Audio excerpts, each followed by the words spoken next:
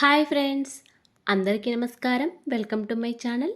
ఈరోజు మన ఛానల్లో మరొక కొత్త రెసిపీ వచ్చేసి పన్నీర్ మసాలా కర్రీని ఎలా చేయాలో చూద్దామండి.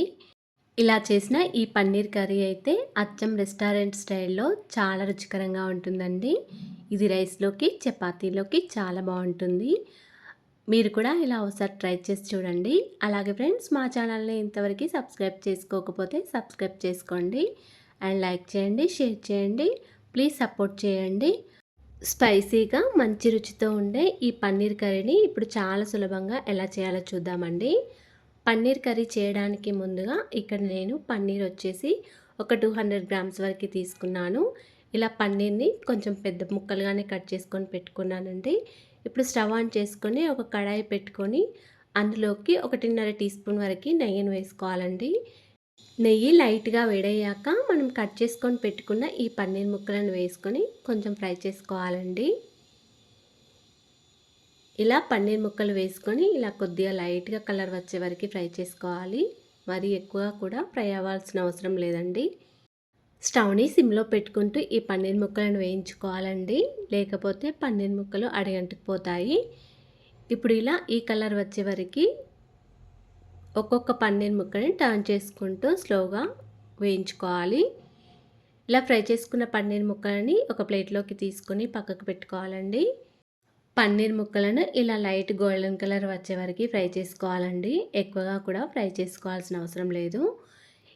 ఇప్పుడు అదే కడాయిలో ఒక 3 వరకు పెద్ద సైజ్ ఆనియన్స్ని తీసుకొని ఇలా ముక్కలుగా కట్ చేసుకొని కడాయిలో వేసుకోవాలండి. ఇలా వేసుకున్న తర్వాత ఈ ఆనియన్స్ని ఒకసారి బాగా కలుపుకోవాలి. ఈ ఆనియన్స్ అనేవి కొంచెం లైట్గా ఫ్రై అవ్వాలండి. ఇలా నెయ్యిలో ఆనియన్స్ ఫ్రై చేస్తే పన్నీర్ కర్రీ చాలా రుచికరంగా ఉంటుందండి. ఇప్పుడు దీనిలోకి ఒక 4 వరకు పచ్చిమిర్చిని సగానికి కట్ చేసుకొని వేసుకోవాలి. ఇలా పచ్చిమిర్చి వేసిన తర్వాత మళ్ళీ ఒకసారి బాగా కలుపుకోవాలండి. ఇప్పుడు దీనిలోకి ఒక 5 లేదా 6 వరకు టమాటాలని ఇలా కట్ చేసుకొని వేసుకోవాలండి. 5 లేదా 6 టమాటాలను ఇలా సగానికి కట్ చేసుకొని వేసుకోవాలి. ఇలా వేసుకున్న తర్వాత మళ్ళీ ఒకసారి టమాటాలని బాగా కలుపుకోవాలి. ఈ టమాటాలు కొంచెం ఉడకనివ్వాలండి. ఒక 2 మినిట్స్ వరకు మూత పెట్టుకొని టమాటాలు కొంచెం మగ్గనివ్వాలి. మళ్ళీ ఒక 2 మినిట్స్ తర్వాత టమాటాలను బాగా కలుపుకోవాలండి. ఇప్పుడు దీనిలోకి ఒక 1 స్పూన్ వరకు సాల్ట్ని కూడా వేసుకోవాలి. ఇలా సాల్ట్ వేసిన తర్వాత మళ్ళీ ఒకసారి కలుపుకోవాలి.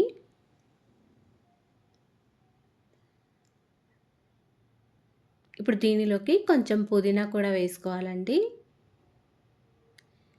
ఇలా పుదీనా కొంచెం కొత్తిమీర కూడా వేసుకోవాలి. పుదీనా కొత్తిమీర వేసిన తర్వాత మళ్ళీ ఒకసారి బాగా కలుపుకోవాలి. టమాటాలు, కొత్తిమీర, పుదీనా, పచ్చిమిర్చి, ఆనియన్స్ మొత్తం ఇలా ఫ్రై చేసుకోవాలండి. ఇప్పుడు దీనిలోకి ఒక 1.5 టీ స్పూన్ వరకు అల్లం వెల్లుల్లి పేస్ట్ కూడా వేసుకోవాలి. ఇలా అల్లం పచ్చివాసన పోయే వరకు మళ్ళీ కొద్దిగా ఫ్రై చేసుకోవాలి. అదేవిధంగా ఒక 6 లేదా 7 వరకు జీడిపప్పులను కూడా వేసుకోవాలండి. కొంచెం గ్రేవీ కోసం ఈ జీడిపప్పులను వేసుకోవాలి. మీ దగ్గర జీడిపప్పులు లేకపోతే కొన్ని పల్లీలను ఫ్రై చేసుకొని వేసుకోండి. అన్నీ ఇలా చక్కగా ఉడికాక స్టవ్ ఆఫ్ చేసుకోండి. ఇప్పుడు ఒక మిక్సీ జార్ తీసుకొని మనం ఉడికించుకున్న టమాటాలు, ఉల్లిగడ్డలు అన్నీ మిక్సీ జార్లో వేసుకొని ఇలా గ్రైండ్ చేసుకోండి. మెత్తగా గ్రైండ్ చేసుకోవాలండి. ఎక్కడ కూడా పలుకులు లేకుండా మెత్తగా గ్రైండ్ చేసుకొని పెట్టుకోవాలి. పన్నీర్ కర్రీలో బఠానీలు వేయడానికి నేను బఠానీలు తీసుకొని ఒక 3 లేదా 4 గంటల వరకు నానబెట్టుకొని ఉడికించుకొని పెట్టుకున్నానండి.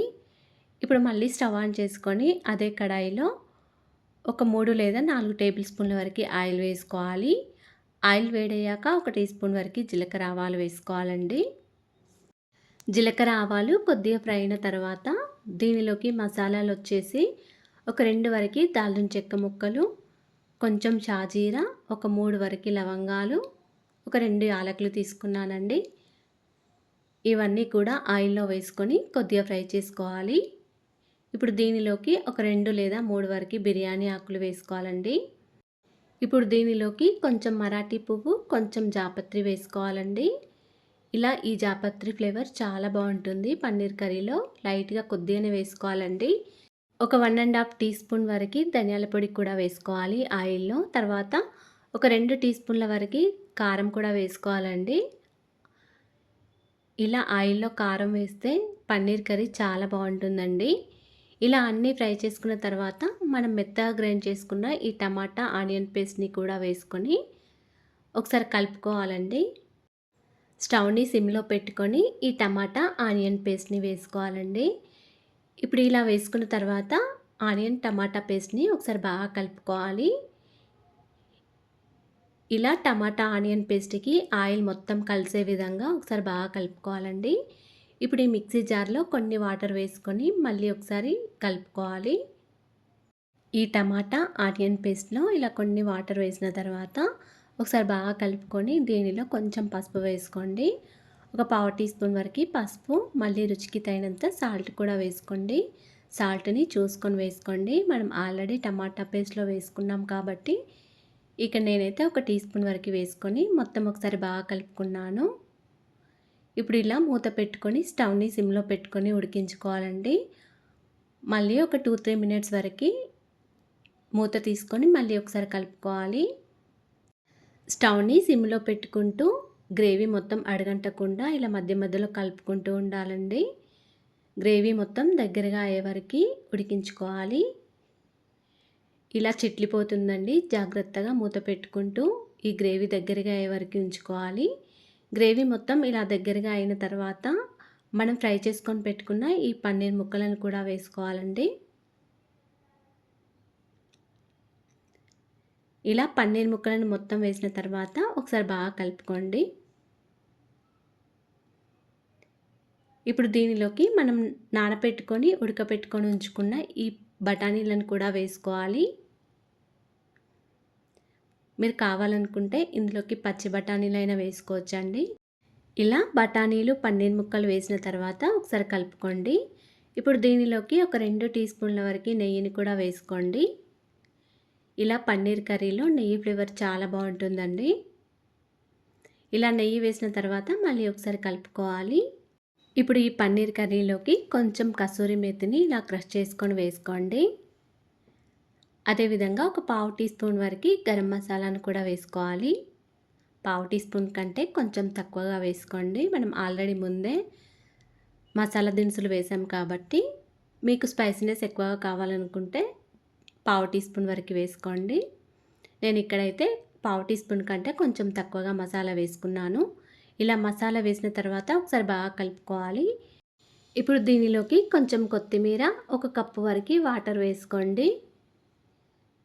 మనం వేసిన పన్నీర్ ముక్కలు, బఠానీలు ఈ గ్రేవీలో చక్కగా ఉడకాలండి.